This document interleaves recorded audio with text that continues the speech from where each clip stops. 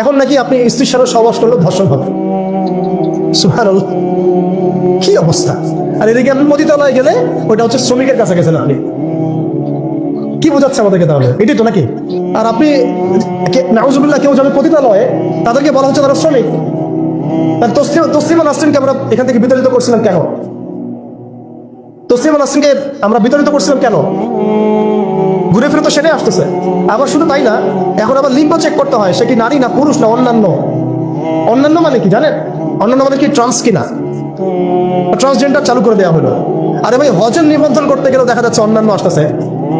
কি বোঝাচ্ছে না আমাদেরকে তাহলে? মানে ট্রান্সজেন্ডারটাকে আপনারা ভিতরে ভিতরে এটাকে প্রমোট করে ফেললেন, লিগালাইজ করে ফেললেন। আবার সমকামিতা তো আছেই, জেনা ব্যভিচার এগুলো তো ছড়াচ্ছেই, ফ্রি মিক্সিং দিয়ে দিছে, ছেলেমেয়ের অবাধ মেলামেশা, মানে সমাজের একটা যে স্থিতিশীলতা থাকে মুসলিমদের, এটাকে ধ্বংস করছে এরা। এরা কি পশ্চিমারা এসে করছে এখানে?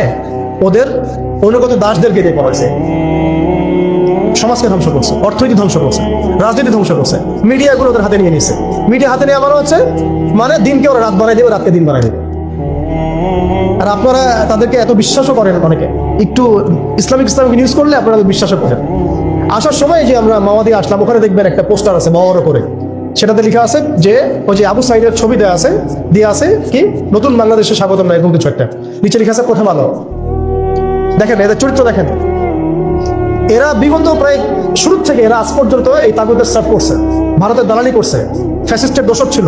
এরা আমাদেরকে জঙ্গি বানাইছে, এরা বহু মানুষকে কারাগারে পাঠাইছে, এরা বহু মানুষের গুমের জন্য দায়ী, খুনের জন্য দায়ী, হত্যার জন্য দায়ী, ফাঁসির জন্য দায়ী। এরা আবার পাল্টি মারলো পরিবর্তিত বাংলাদেশ। দেখছেন, এই হচ্ছে মিডিয়ার অবস্থা। প্রত্যেকটা মিডিয়া ওরা হাতে নিয়ে নিছে, এবং এর সাথে প্রযুক্তিগত উন্নয়ন। আমি তো বলছিলাম যে মানে আমাদেরকে এইভাবে মনিটর করা হতো যে আমাদের ফোনে যদি আপনি একটা কল দেন, মেসেজ করে, তাহলে আপনি ট্রেস হয়ে যাবেন। এইভাবে মনিটর করা যায়। আপনি গোপনে আপনার স্ত্রীকে কি বলছেন সেটা তারা শুনতেছে আরিফেতে। আমি জানি না, আপনি আপনার ওয়াইফকে ফোনে গোপনে কি বলতেছেন, কিছু আলাপ হতে পারে না, অ্যাডাল্ট হতে পারে কিনা, ওইটা তারা রেকর্ড করতেছে। সুবহানাল্লাহ। এখন টেকনোলজি এই জায়গায়, AI এখানে বসে একটা ক্লিক করবে, আপনাকে যদি ওইখানে শুট করতে চাই শুট করা যাবে। ড্রোন এসে আপনার কপালে গুলি মেরে দিয়ে চলে যাবে দূর থেকে। এই প্রযুক্তি দিয়ে এই ফিলিস্তিনে বহু মানুষকে মারা হচ্ছে এখন রাইট নাও। তো আমি বলতে চাচ্ছিলাম আমরা কোন জায়গায় আসছি, এই জায়গায় এখনকার হালত, আজকে এই জায়গায় তারা আমাদেরকে নিয়ে আসছে। এখন প্রশ্ন হচ্ছে যে এই ওদের যে মানে অগ্রগতি, আমাদের যে অধঃপতন, এই জিনিসটার জন্য কি শুধু তারাই দায়ী না আমরাও দায়ী আছি? শুধু কি তারাই দায়ী না আমরা দায়ী আছি? আমরা আমাদের আগে দোষগুলো খুঁজে বের করব, আমরা নিজেরা আমাদের আগে ল্যাকিংসগুলোকে খুঁজে বের করব। আপনি দেখবেন খুঁজতে থাকেন, প্রথম ল্যাকিংস পাবেন আপনি আমি, বেশিরভাগ মানুষই জীবনের মৌলিক উদ্দেশ্য থেকে সরে গেছে। আমরা দুনিয়াদার হয়ে গেছি ভাই। আমরা এই দুনিয়াতে এইভাবে থাকার জন্য আসি নাই। আল্লাহ পাক আমাদেরকে পাঠাইছেন এই দুনিয়াতে দুইটা কাজ দিয়ে। একটা হচ্ছে আল্লাহর ইবাদত করতে হবে এবং তার জমিনে দিন কায়েম করতে হবে। এখানে আমি অন্য কোনো উদ্দেশ্য আসি নাই, আমরা মুসাফির এখানে সবাই। আল্লাহ পাক বলেছেন ওয়া মা খালাকতুল জিন্না ওয়াল ইনসা ইল্লা লিয়াবুদুন। আর ইন তানসুরুল্লাহ ইয়ানসুরকুম ওয়া ইউসাব্বিত আকদামাকুম ওয়ালা তামুতুন্না ইল্লা ওয়া আনতুম মুসলিমুন। কতগুলো আয়াত আছে। ইন্নাল্লাহা লা ইউগাইয়িরু মা বিকওমিন হাত্তা ইউগাইয়িরু মা বিআনফুসিহিম। আয়াতের পর আয়াত বলা যাবে। আমাদেরকে এই দুনিয়াতে পাঠানো হয়েছে দুইটা কাজ, আমাদেরকে আল্লাহর ইবাদত করতে হবে এবং আল্লাহর জমিনে তার দিন কায়েম করতে হবে। এটা আমাদের কাজ, বাকি সবকিছু গৌণ, এগুলো মুখ্য কাজ, মেইন। এবং আমাদেরকে দিন দেওয়া হয়েছে কেন? হুয়াল্লাযী আরসালা রাসূলাহু বিল হুদা ওয়া দীনিল হক লিইয়ুযহিরাহু আলা দীনি কুল্লি। এই দিনটা আল্লাহ পাক দিয়েছেন এই কারণেই যাতে এই দিন অন্য সমস্ত দিনের উপর জয়লাভ করে। তো জয়লাভ কখন করবে? যখন আমরা ফিকির করবো তখন। এটা কি আব্রাহার যুগ যে আবাবিল পাখি এসে পাথর ছুড়বে? বলেন, এখন পাথর আপনাকে আমাকে ছুড়তে হবে? এটা তো আব্রাহার যুগ না। নবী সাল্লাল্লাহু আলাইহি ওয়াসাল্লাম দোয়া দিয়ে কি সব হয়েছে? দোয়ার সাথে চেষ্টা করেন নাই তিনি? এমনকি বদর যুদ্ধের দিনও তিনি কূপ দখল করলেন, ভালো জায়গাটাতে শিবির গাড়লেন, সৈন্য বিন্যাস করলেন। সবকিছু যখন ঠিকঠাক মতো হয়ে গেল, তারপরে বৃষ্টি আসলো আল্লাহর পক্ষ থেকে, তিনি দোয়া করা শুরু করলেন। এই দোয়ায় আল্লাহ পাক ফেরেশতা নাজিল করলেন। তাহলে কি আমাদের কাছে একমুখী না সবকিছু করতে হবে? এখন আমাদেরকে এই ল্যাকিংসগুলোকে খুঁজে বের করতে হবে। আমাদের ল্যাকিংস কোথায়? এই ইমানের দুর্বলতা, জীবনের উদ্দেশ্যে দুর্বলতা।